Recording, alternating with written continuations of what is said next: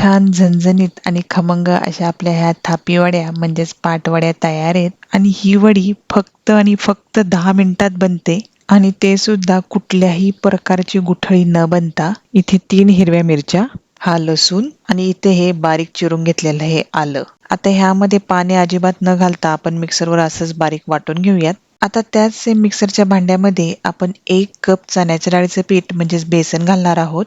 1 cup बेसनासाठी फक्त 1 cup पाणीच घालायचं आहे.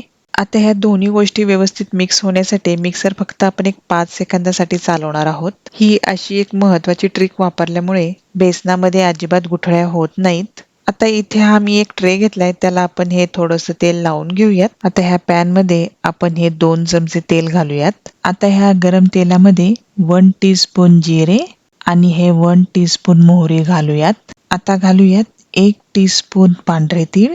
हे तीळ आपण तेलामध्ये छान परतून घेऊयात.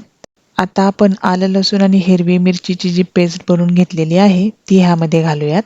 आता ही पेस्ट 1 ते 2 मिनिटं तेलामध्ये छान परतून घेऊयात. ही पेस्ट आपण तेलामध्ये छान परतून घेतलेली आहे. आता ह्यामध्ये 1/4 स्पून आपण हळदीची पावडर घालूयात. व्यवस्थित मिक्स करून घेऊयात. आता गॅसची फ्लेम आपण लो करूयात आणि आपण बेसन आणि पाणी मिक्सरमध्ये व्यवस्थित मिक्स करून घेतलेलं होतं ते मिश्रण आपण ह्या पॅन मध्ये हळूहळू घालणार आहोत. बेसन आणि पाण्याचे हे मिश्रण एका हाताने घालत असताना दुसऱ्या हाताने हा चमचा एकसारखा हलवून हे मिश्रण पटापट मिक्स करून घ्यायचं आहे. असे केल्याने ह्या मिश्रणामध्ये गुठळ्या अजिबात बनत नाहीत आणि हे मिश्रण फक्त 1 ते 2 मिनिटात पटकन घट्ट सुद्धा होते.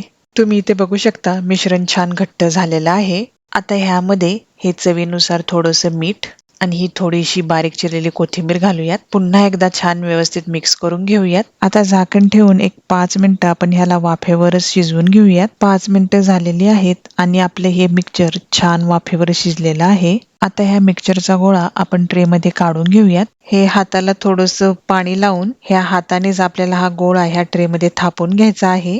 हे हाताला पाणी लावून घेतल्यामुळे काय होतं, हाताला भाजत नाही आणि हा गोळा पण व्यवस्थित थापता येतो. हे मिक्सचर आपण ना जास्त जाड ना पातळ असं व्यवस्थित थापून घेतलेलं आहे. आता ह्यावर हे किसलेलं ओलं खोबरं आणि ही थोडीशी बारीक चिरलेली कोथिंबीर घालूयात. वरतून हलक्या हाताने थोडंसं प्रेस करूयात. आता ह्या पिझ्झा कटरने आपण ह्याच्या वड्या कट करून घेऊयात. ह्या वड्या पितृपक्षात श्राद्धाचं जे ताट बनवलं जातं त्यात बनवल्या जातात. छान झणझणीत आणि खमंग अशा आपल्या ह्या थापी वड्या म्हणजेच पाटवड्या तयार आहेत. आणि ही वडी फक्त आणि फक्त 10 मिनिटात बनते आणि ते सुद्धा कुठल्याही प्रकारची गुठळी न बनता.